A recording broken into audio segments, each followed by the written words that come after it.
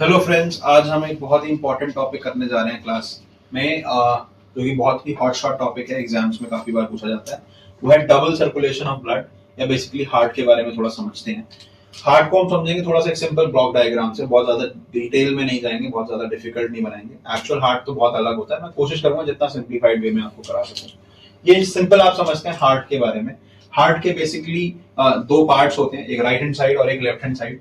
आप कोशिश कीजिए कि हम सामने वाले का हार्ट देख रहे हैं, तो सामने वाले का हार्ट देखेंगे तो ये उसका, ये क्या पड़ेगा, राइट या लेफ्ट? राइट। ये लेफ्ट माना जाएगा, ठीक है। यह left atrium, right atrium, left ventricle and right ventricle.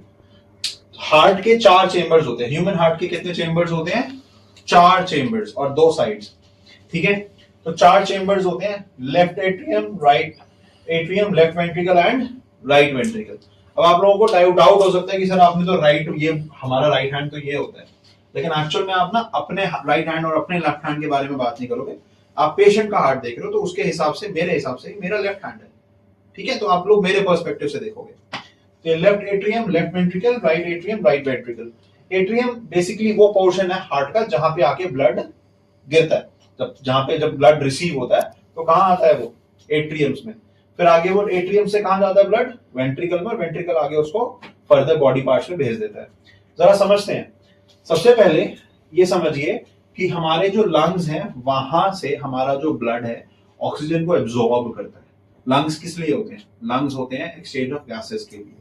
Lungs में से ब्लड जो है ऑक्सीजन को एब्जॉर्ब करता है और कार्बन डाइऑक्साइड को रिलीज कर देता है।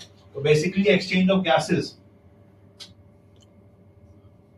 कहां पे होता है? लंग्स में। लंग्स से हमारा जो ब्लड है वो ऑक्सीजन को एब्जॉर्ब करके कहां आता है? लेफ्ट एट्रियम में, ठीक है। कहां आता है? लेफ्ट एट्रियम में। अभी आगे हम इनके नाम भी पढ़ेंगे, बट अभी समझते हैं। लेफ्ट एट्रियम में, लेफ्ट एट्रियम में ब्लड रिसीव करता है हार्ट। उसके बाद हार्ट उस ब्लड को कहां भेजता है? लेफ्ट वेंट्रिकल में। और लेफ्ट वेंट्रिकल से हार्ट उसको आगे पुश कर देता है बॉडी के ऑर्गन्स तक। कहां पे पुश कर देता है? बॉडी के ऑर्गन्स तक। बॉडी के ऑर्गन्स तक कहां पे? Body parts. देखो बेसिकली ये जो ब्लड है ये ऑक्सीजनेटेड है। क्यों? क्योंकि इसने ऑक्सीजन एब्जॉर्ब कर ली है। अब ब्लड का मेन फंक्शन क्या है? न्यूट्रिएंट्स को बॉडी पार्ट्स तक पहुंचाना और ऑक्सीजन को बॉडी पार्ट्स तक पहुंचाना, ताकि रेस्पिरेशन हो सके। तो अब ये ब्लड जो है ऑक्सीजनेटेड ब्लड, ये ऑक्सीजनेटेड ब्लड कहां पहुंचता है? लेफ्ट एट्रियम, लेफ्ट वेंट्रिकल और लेफ्ट वेंट्रिकल से आगे बॉडी ऑर्गन्स तक, बॉडी पार्ट्स तक। ये बॉडी पार्ट कुछ भी हो सकते हैं, ब्रेन, मसल्स, है ना, किडनीज, लंग्स, कुछ भी। तो इसके बाद ये जाता है हमारे बॉडी पार्ट्स तक। बॉडी पार्ट्स उस ऑक्सीजन को एब्जॉर्ब कर लेते हैं, यूज कर लेते हैं। यूज करने के बाद कार्बन डाइऑक्साइड गैस रिलीज करते हैं। गैस जब रिलीज करते हैं कार्बन डाइऑक्साइड गैस, ये इसे हम बोलते हैं डीऑक्सीजनेटेड ब्लड। फिर जो ऑक्सीजनेटेड ब्लड है वो सारी की सारी ऑक्सीजन उसमें से कंज्यूम हो जाती है, मोस्टली ऑक्सीजन। उसके बाद वो कार्बन डाइऑक्साइड को एब्जॉर्ब करके कहां जाता है? वापस लंग्स में रिलीज करने के लिए। तो बॉडी पार्ट से ऑक्सीजन खत्म हो चुकी है, ऑक्सीजन यूज हो चुकी है। उसके बाद डीऑक्सीजनेटेड ब्लड। कौन सा ब्लड? Deoxygenated blood. अगर आप ध्यान दें तो लेफ्ट साइड और राइट साइड में यही फर्क है कि राइट साइड में आप लेफ्ट साइड में अगर आप देखेंगे तो यहां पे ऑक्सीजनेटेड ब्लड फ्लो करता है,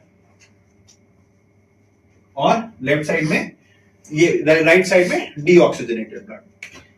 फिर राइट एट्रियम डीऑक्सीजनेटेड ब्लड को रिसीव करता है। रिसीव करने के बाद वो राइट वेंट्रिकल में जाता है ब्लड, और उसको वो आगे फर्दर कहां भेज देता है? लंग्स के बाद दोबारा से ऑक्सीजन को एब्जॉर्ब करने के लिए और कार्बन डाइऑक्साइड को रिलीज करने के लिए, ठीक है।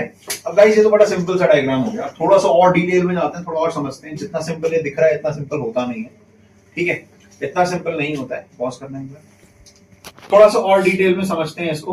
थोड़ा सा और डिटेल में समझेंगे क्या होता है क्या नहीं होता। देखिए अगर मैं आपको बताऊं तो हमारे हार्ट में चार चेंबर्स होते हैं और चार ही उसके अंदर वाल्व्स होते हैं।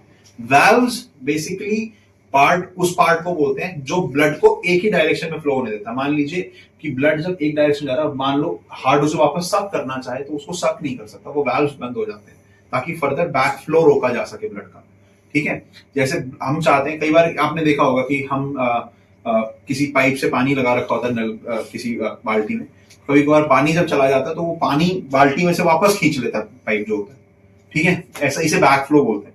तो उस चीज को प्रिवेंट करने के लिए हमारे हार्ट में 4 वैल्व्स होते हैं, 2 right side 2 left side. Heart में जो हार्ट बीट की आवाज आती है ना, धक धक धक धक धक धक, इंग्लिश में उसे लब डब बोलते हैं। वो लब डब जो आवाज